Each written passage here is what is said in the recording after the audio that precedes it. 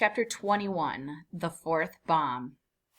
The apartment to door 2C opened. Flora Baumbach screamed, and Turtle flung herself on the pile of money they had been counting. It was Theo, not the thief. "Can I borrow your bike for a few hours? It's very important." Theo was not a runner like Doug, who was fuming about his being so late.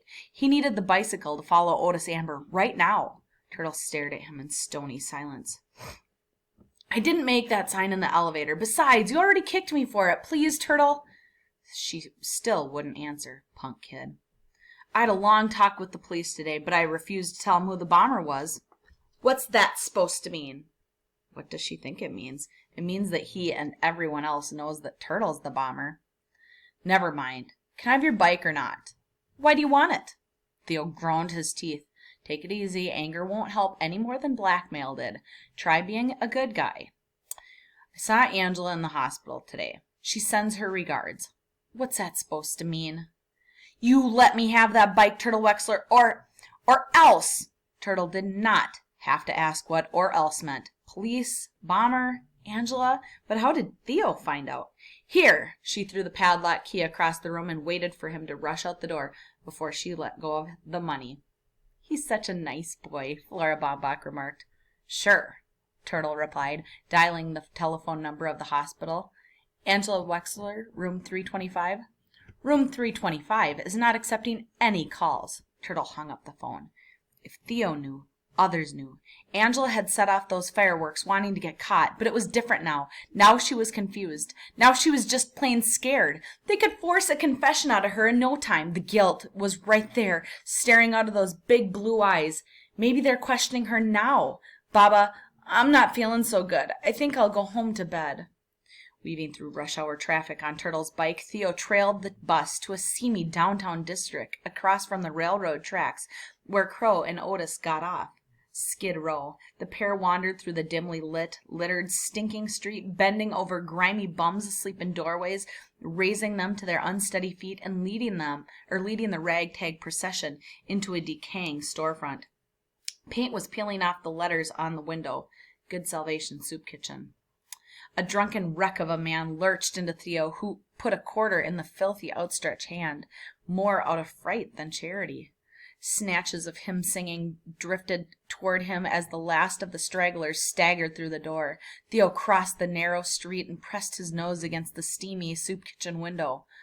Rows of wretched souls sat hunched on wooden benches. Crow stood before them in her neat black dress, her hands raised toward the crumbling ceiling. Behind her, Otis Amber stirred a boiling mess in a big iron pot. Theo pedaled back to Sunset Towers at a furious pace. Whatever brought Crow and Otis Amber to these lower depths was none of his business. He hated himself for spying. He hated Sam Westing and his dirty money and his dirty game. Theo felt as dirty as the derelicts he spied on. Dirtier. The judge thought they had finished with the heirs. "Not quite," the doorman said. McSuthers. Alexander McSuthers, called Sandy, age 65, born in Edinburgh, Scotland, immigrated to Wisconsin, age 3. Education, 8th grade, jobs, mill worker, union organizer, prize fighter, doorman. Married, 6 children, 2 grandchildren. Westing connection, worked in Westing paper plant for 20 years, fired by Sam Westing himself for trying to organize the workers. No pension. Sandy turned to a blank page, pushed his taped glasses up the broken bridge of his nose, and looked at the judge. Name? It had not seemed sporting to investigate one's own partner, but McSuthers was right. This was a Westing game. Of course she had to keep some facts from him about the other heirs, but only because she did not trust his blabbering. Josie Joe Ford, with a hyphen between Josie and Joe. Age, 42. Education, Columbia Law Degree, Harvard. The judge waited for the doorman to enter the information in his slow, cramped lettering. He had to be meticulous in order to prove he was better than his 8th grade education. It's a pity he had not gone further. He was quite a clever man. Jobs? Assistant District Attorney, Judge, Family Court, State Supreme Court, Appellate Division. Appellate has 2 P's and 2 L's. Never married, no children. Westing connection. The judge paused, then spoke so rapidly Sandy had to stop taking notes. My mother was a servant in the Westing household. My father worked for the railroad and was the gardener on his days off. You mean you lived in the Westing house? Sandy asked with obvious surprise. You knew the Westings? I barely saw Mrs. Westing. Violet was a few years younger than I, doll-like and delicate. She was not allowed to play with other children, especially the skinny, long-legged black daughter of the servants. Gee, you must have been lonely, Judge, having nobody to play with. I played with Sam Westing. Chess. Hour after hour I sat staring at the chessboard. He lectured me, he insulted me, and he won every game. The judge thought of her last game. She had been so excited about taking his queen, only to have the master checkmate her in the next move. Sam Westing had deliberately sacrificed his queen, and she had fallen for it. Stupid child, you can't have a brain in that frizzy head to make a move like that. Those were the last words he ever said to her. The judge continued. I was sent to boarding school when I was 12. My parents visited me at school when they could, but I never set foot in the Westing house again. Not until 2 weeks ago. Your folks must have worked really hard, Sandy said. An education like that costs a fortune.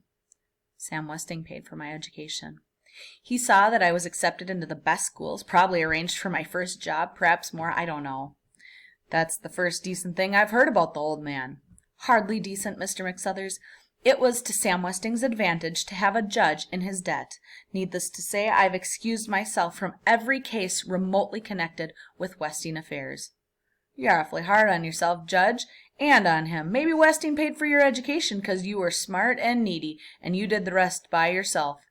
This is getting us nowhere, Mr. McSuthers. Just write Westing connection. Education financed by Sam Westing. Debt never repaid. Theo, upset over his Skid Row snooping, took out his anger on the up button, poking it, jabbing it until the elevator finally made its way down to the lobby. Slowly the door slid open. He stared at the sparkling, sputtering arsenal, yelled, and belly flopped to the carpet as rockets whizzed and boomed out of the elevator inches above his head. Boom! Boom! A blinding flash of white streaked through the lobby, through the open entrance door, and burst into a chrysanthemum of color into the night sky. Then the elevator door closed. The bomber had made one mistake. The last rocket blasted off when the elevator returned to the 3rd floor. Boom! By the time the bomb squad reached the scene, by way of the stairs, the smoke had cleared, but the young girl was still huddled on the hallway floor, tears streaming down her turtle-like face. For heaven's sake, say something, her mother said. Tell me where it hurts. The pain was too great to put into words. 5 inches of turtle's braid were badly singed. Grace Wexler attacked the policeman. Nothing but a childish prank, you said? Some childish prank. Both my children cruelly injured, almost killed. Maybe now you'll do something, now that it's too late. Unshaken by the mother's anger, the policeman held up the sign that had been taped to the elevator wall. The bomber strikes again. On the reverse side was a handwritten composition. How I Spent My Summer Vacation by Turtle Wexler. Grace grabbed the theme and shook it at her daughter, who was being rocked in Flora Baumbach's arms. Somebody stole this from you. Didn't they, Turtle? You couldn't have done such an awful thing, not to Angela, not to your own sister. Could you, Turtle? Could you? I want to see a lawyer, Turtle replied. The bomb squad, faced with 6 hours overtime, filling out forms and delivering the delinquent to a juvenile detention facility, decided it was best for all concerned to escort the prisoner to apartment 4D and place her in the custody of Judge Ford. Judge Ford put on her black robe and seated herself behind the desk. Before her stood a downcast child, looking very sad and very sorry, not at all like the Turtle she knew. You surprise me, Turtle Wexler. I thought you were too smart to commit such a dangerous, destructive, and stupid act. Yes, ma'am. Why did you do it, Turtle?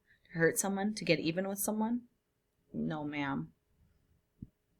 Of course not. Turtle kicked shins. She was not the type to bottle up her anger. You do understand that a child would not receive as harsh a penalty as an adult would, that there would be no permanent criminal record. Yes, ma'am. No, ma'am. She was protecting someone. She had set off the fireworks in the elevator to divert suspicion from the real bomber. But who was the real bomber? Nothing to do but drag it out of her name by name, starting with the least likely. Are you protecting Angela? No! The judge was astounded by the excited response. Angela could not be the bomber. Not that sweet, pretty thing. Thing? Is that how she regarded that young woman? As a thing? And what had she ever said to her except, "I hear you're getting married, Angela," or "How pretty you look, Angela"? Had anyone asked her about her ideas, her hopes, her plans? If I had been treated like that, I'd have used dynamite, not fireworks. No, I would have just walked out and kept right on going. But Angela was different.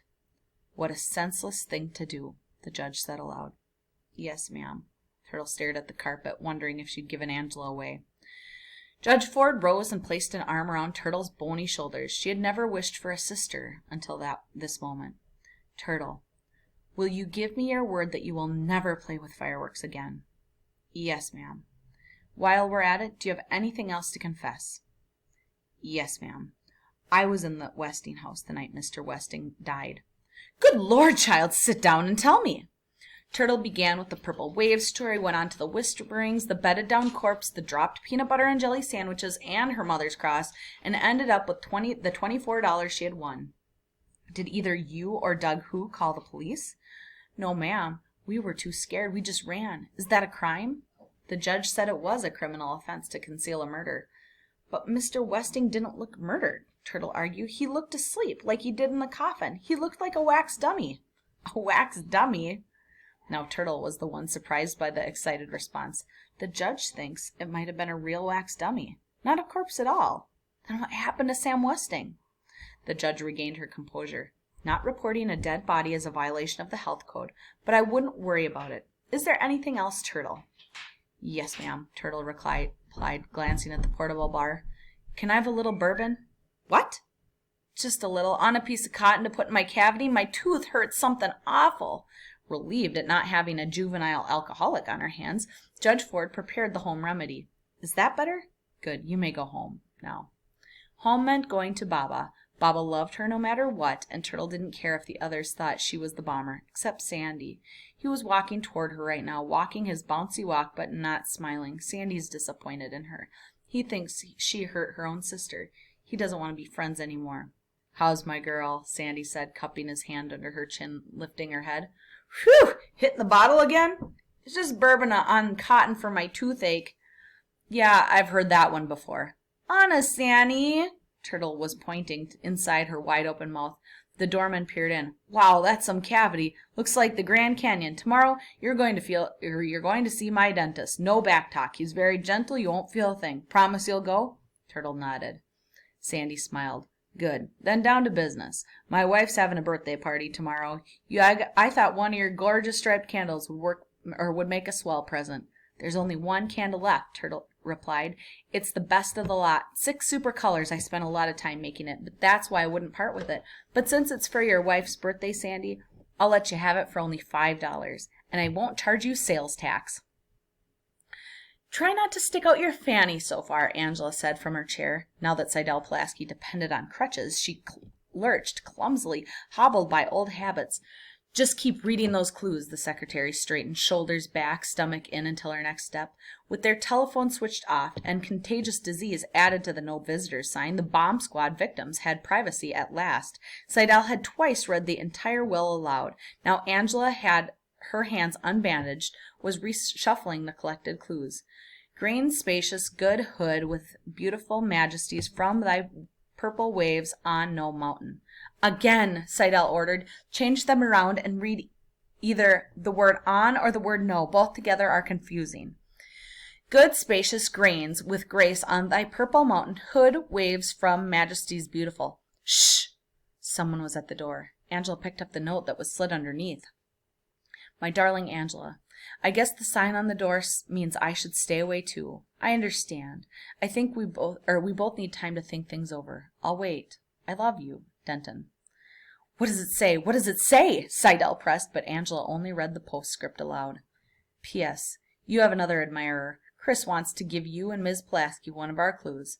Mrs. Flora Baumbach has seen it too. The word is plain. Like an airplane? Seidel asked. No, plain, like ordinary, like wide-open plains, grain. Quick, Angela, read the clues again. Good hood from spacious plain grains on with Beautiful waves grace thy purple mountain majesties. That's it, Angela. That's it. We've got it. We've got it. Seidel could barely control her excitement. The will said, sing in praise of this generous land. The will said, may God thy gold refine. America, Angela, America, Purple Mountain